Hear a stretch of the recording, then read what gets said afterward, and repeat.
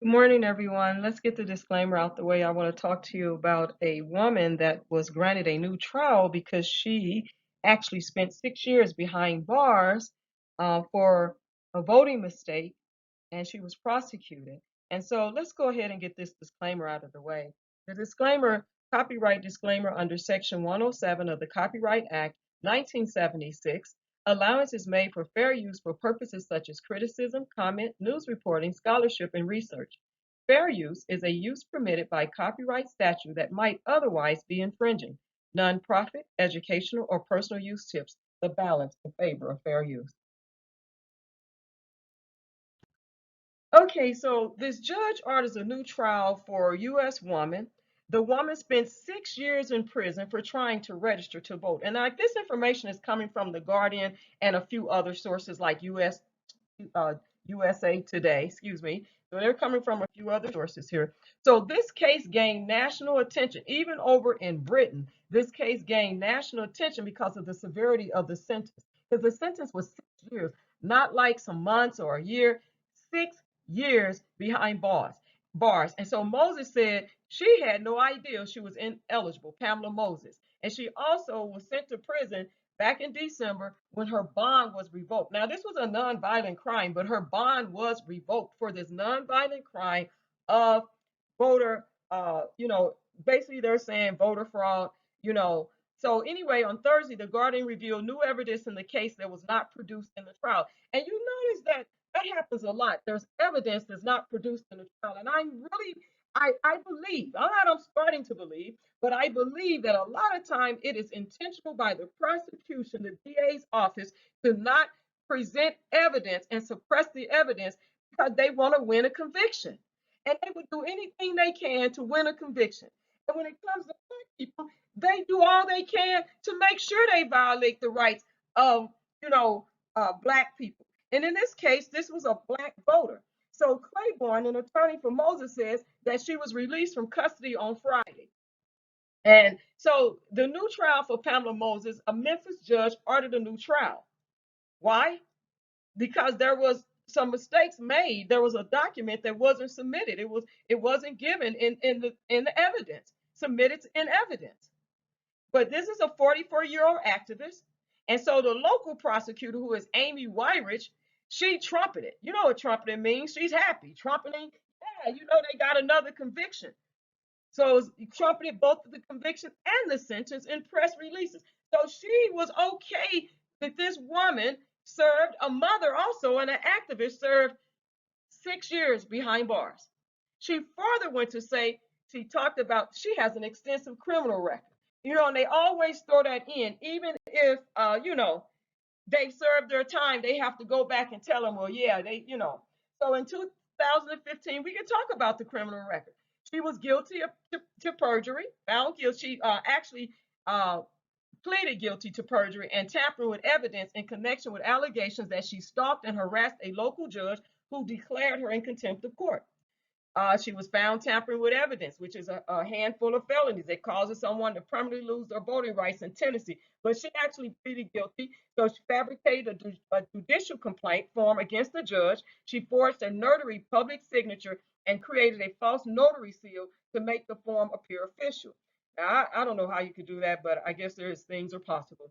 And then she also jumped out of a police car on the interstate, and she was still on probation when she knowingly tried to register to vote in 2019. But let's look at the other black voters that have faced years in prison. And you can go back and read these articles, and I'm going to have them at the end of the video. Crystal Mason and Herbert Rogers, they both faced years in prison for making mistakes about their voting eligibility. But white voters have received much lighter sentences for election-related crimes. And I just have a question. Now, I wonder if you all have a question with me too, because I know there's other people that have had questions about this. Is how come Donald Trump has not been faced any charges and prison time for tampering with elections? Because Donald Trump should be facing election-related crimes also, but he's not.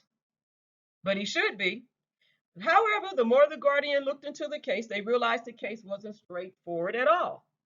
But then it is rare to bring criminal charges against someone for election crimes.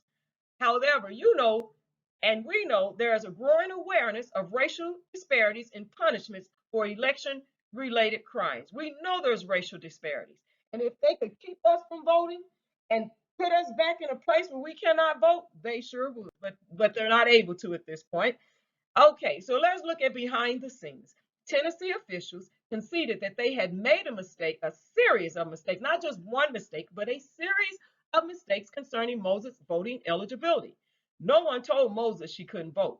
They never mentioned anything about not voting, being able to vote, none of that, she says. And she also didn't discuss the case with her two sons, who are 24 and 13, but she did say it was traumatic, but she didn't discuss it. And I can imagine. So election officials should have removed her from the rolls, the voter rolls. But the court never sent election officials in Memphis the documents they needed to do so.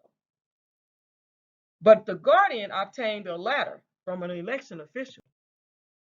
Now, the eligibility reviewed in question. Let's look at this. Moses did not know anything was amiss until 2019, until she launched a long shot mayoral campaign. You know they're going to look into your background when you're running from any type of political office. And she could not appear on the ballot because of her felony. According to a review of her eligibility, it still shows she had never been taken off the voter rolls. So Moses went to court and she asked the judge to clarify if she was still on probation. And the court confirmed she was still on probation, or rather, the judge at the courthouse determined she was still on probation. And Moses did not believe the sentence calculations, so she checked with the local probation officer and asked an officer to figure it out. An officer filled out the paperwork, signed a certificate confirming her probation had ended. Now, let me stop right there before I go on with the need a document from a correctional official, because they didn't do diligence. They didn't do their job, and we'll get to that, but they didn't do their job. They didn't go in and look at the things that they needed to look in to make sure everything was on point. They just didn't. So in Tennessee, people with felony convictions who want to vote need that document from a correction official. Moses submitted it to local election officials along with a voter registration form. Now, an official at the corrections department wrote an email to election officials saying a probation officer had made an error on Moses' certificate. Moses was still serving an active felony sentence and not eligible to vote. The department offered no explanation for the mistake. You see, this is the thing. A lot of state and federal government agencies don't like to admit when they are wrong. They don't like to admit they made a mistake. And when it happens this way, guess who's going to suffer? The person themselves is going to suffer. And Pamela Moses wind up in prison behind bars for 6 years because a department made a mistake, but they didn't offer an explanation for the mistake. While this lady's livelihood, has been taken away from her, she's away from her two children, you know, I can imagine, and no one's offering an explanation for the mistake, and they always try to cover it up. Because if you read the articles, it was some cover up going on, and people placing blame, and oh, he did his job correctly, and then now it's no, he didn't do due diligence in his job. So there are voting errors are fairly common in Tennessee. Voting rules are extremely confusing for people with felonies. And that's coming from Blair Bowie, who is an attorney at the Campaign Legal Center. And in 2017, a study found that 8% of the certificates submitted were rejected because the voters remained ineligible. But Bowie goes on to say, Bowie, that she was unaware of any voter in the state ever facing criminal charges for submitting a certificate, but later turning out to be ineligible to vote. Basically, to me, I would think, if it's not something that was intentional, it's just, you turn out and say, you know what, you're not eligible as we thought you were. So the prosecutors accused Moses of falsely and knowingly submitting a fraudulent document. They accused her of submitting a signed and consented under oath a false entry on her permanent registration. And they even went further to say she tricked the probation department into giving them documents saying she was off, are no longer on probation. Now I got to stop right there because I want to know, how did she trick a probation department? Now they're supposed to be the experts, or at least well versed in their job. And it doesn't say anyone was in training.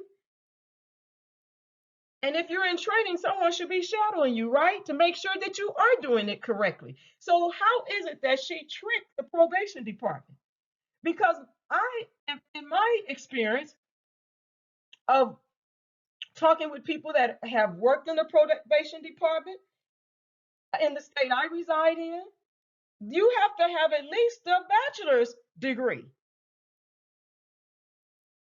in criminal justice or something. And how is it that this woman is tricking the probation department? And they were able, the district attorney, Amy Wyrich, was able to use that to get a conviction. And the judge went along with it. And Amy was trumpeted about it and excited about it and stood in her convictions on that long 6-year sentence. But I go question, how do you trick a probation department? I hope y'all understand, and that y'all have some questions, and I hope you put some comments at the end of this video, because this is something. I would have, her attorney should have argued that tricked. So now we tricking the probation departments, these government agencies, we're tricking them? I would question that. That's a term that shouldn't really even been used. But they said she tricked the probation department. So this woman was not, she was that clever that she was able to trick all of the people in the probation department into giving her documents. If you are unsure about something, you're not going to release any documents.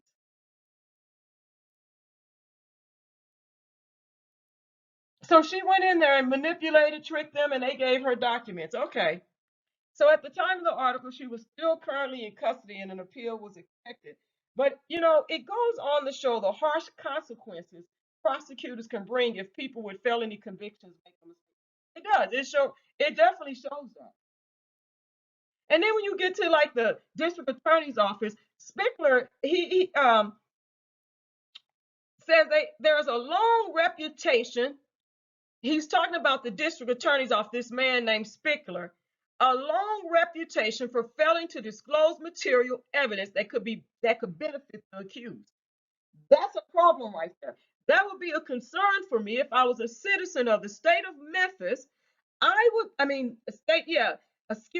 state of Tennessee, excuse me. But I would be concerned if I was a resident in the city of Memphis in the state of Tennessee. I would be concerned about this, and I would have reservations because it says they have a long reputation for failing to disclose material evidence that could benefit the accused. That don't sound good. It doesn't look good. It has not a good look, you all. That's not a good look for the district attorney's office in Memphis, Tennessee. And although Moses was convicted in 2000, but she had her right restored in 2014. And that had no significant relevance to the case at hand. Now, Shelby County District Attorney, here she is again, Amy Wyrich statement. And here, they have to put out a statement to make themselves be the ones with the clean hands, But I don't care how much washing of hands and using soft soap and any other type of soap, Dial, and whatever other soaps that are out there, that we have to clean our hands with. They're always going to have dirty hands if they don't do the right thing. And they did not do the right thing.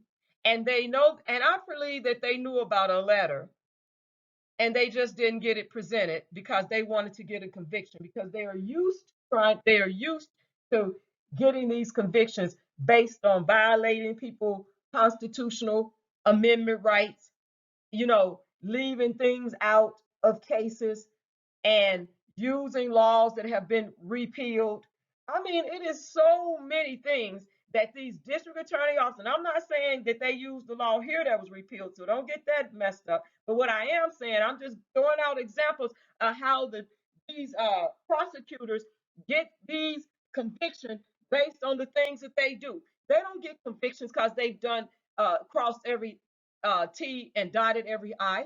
They don't get all these convictions because they've done straight and narrow all the way through. That most of their convictions is on things that they have violated somebody constitutional amendment rights. And that is why we have the ACLU.